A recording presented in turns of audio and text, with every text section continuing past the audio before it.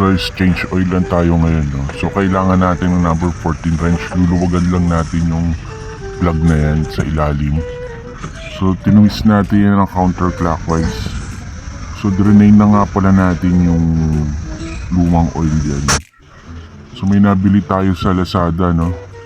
Around 1,000 peso siya. Good for diesel and gas engine. Fully synthetic siya. Gawang Davao siya. Volga brand. Ini-endorse din to ni Manny Pacquiao. So yan, 10W40 SN. So sabi na napagtanong ako, good for 10,000 kilometers daw tong fully synthetic oil. So may mga naipon ako natirang oil. Mga bago to, yung mga sobra sa change oil ko dati. Yan ang gagawin nating pang flashing. So nakabili na rin pala tayo sa Lazada ng oil filter niya. Around 100 pesos lang to. Muna natin tatanggalin yung luma. Babalik muna natin yung plug, twist lang natin siya ng clockwise para humigpit. Tapos ilalagay natin yung 2 liters oil doon. Tapos papaandarin lang natin yung engine ng around 10 minutes. So yung pala yung na-drain natin kanina, napakaitim na, mineral oil lang yan. Around 4,000 plus lang ang tinakbo niyan, pero maitim na, kaya nag-decide akong palitan na natin. So yan guys, ilalagay na natin dyan yung 2 liters na engine oil. Ayan. So ubusin lang natin yan. Pag naubos natin yan, 10 minutes pa andarin natin yung engine.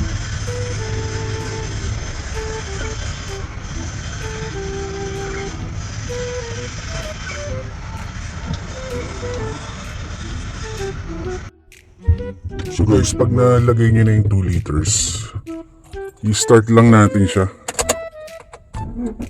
Tapos papaandarin nyo ng, huwag nyo i-revolution guys ha, paandarin nyo lang siya ng 10 minutes. Yun ang pinaka-pang-flashing natin. Yung mga langis pala na yun yung mga naipon ko. Yung mga sobra dati.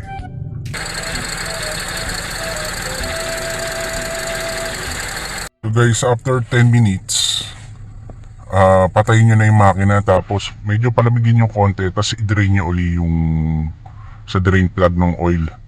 Tapos nun guys, tatanggalin na natin yung oil filter. So guys, drain na natin yung 2 liters. So number 43 yung wrench natin, luwagan na natin. So hindi ko masyadong sinigapan binaban eh.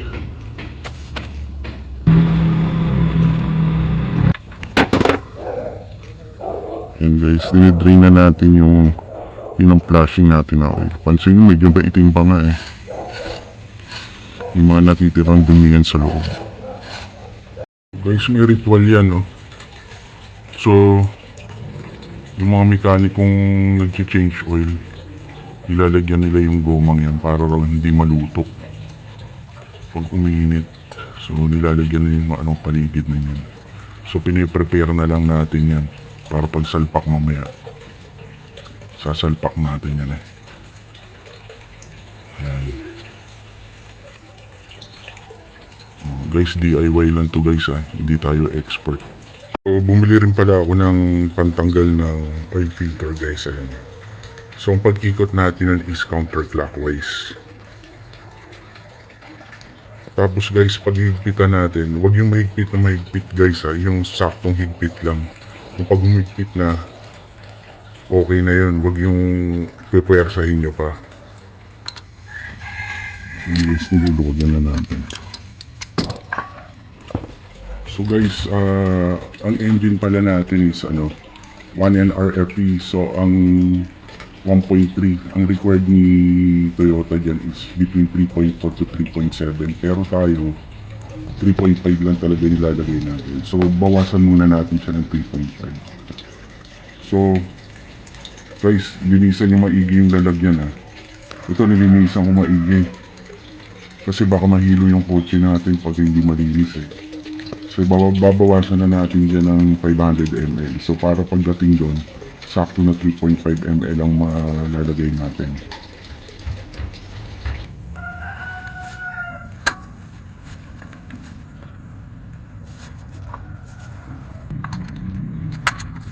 Guys, saktong higpit lang to ah. Nabit na natin yung bago. Guys, tandaan yung higpit clockwise ah. Ang luwag, counterclockwise. Yan. So, yung iba nilalagyan pa ng silicone yan, pero next change oil yan, lalagyan natin ng silicone yung ilalim natin kasi parang durog na eh. So, higpitan na natin yun guys. So, saktong higpit yun lang yan, number 14. Yan. Yan, okay na yun. So, lagay na natin yung 3.5 liters na fully synthetic oil Volga.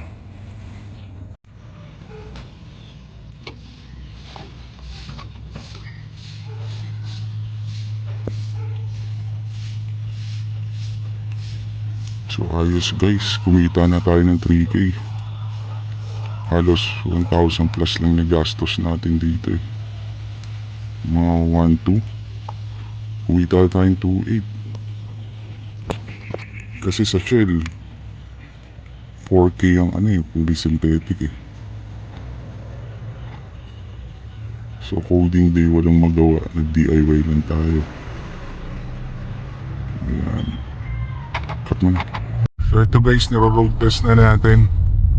So guys, yung ginawa ko, yung research lang dito sa YouTube yan guys. Tapos yung mga item na ginamit ko, yung mga oil, tingnan ko rin yung mga review. So far, okay naman. Kasi guys, yung mineral na kinarga ko, every 5,000 yun, pero 4,000 plus pa lang. Maitim na siya. So, medyo nag-worry na ako kasi medyo maitim na eh. So, actually, dapat 5,000. So, etong Volga na to, itong 10W by 40 ba to, fully synthetic. Ang bala ko rito, kasi ang sa description niya 10,000. So, ang bala ko dito is lang 8,000. So, check ko rin kung 5,000 medyo maitim na, palit na rin tayo kahit fully synthetic pa yan. Pero guys, lang nagastos natin diyan, mura lang.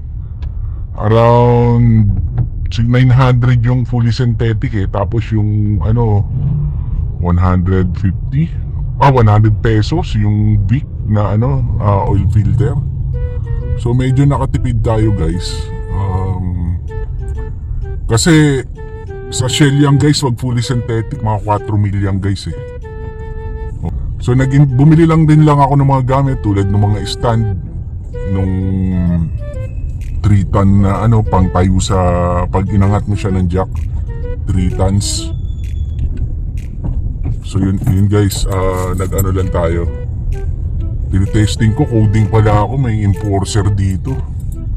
Diretso ko na lang, so ikot na lang siguro ako sa may coding pala tayo ngayon. Bagay ito na, home base na to eh, kakaliwa na lang tayo dito. So yun guys, ewan ko kung wala akong cameraman kanina eh. Yung mga kasama ko natamad maghawak ng camera, kaya ako na lang camera sa sarili ko, kaya medyo hindi maganda yung mga shots eh. So home base muna tayo guys. Sana bukas makaride tayo kasi maganda pa yung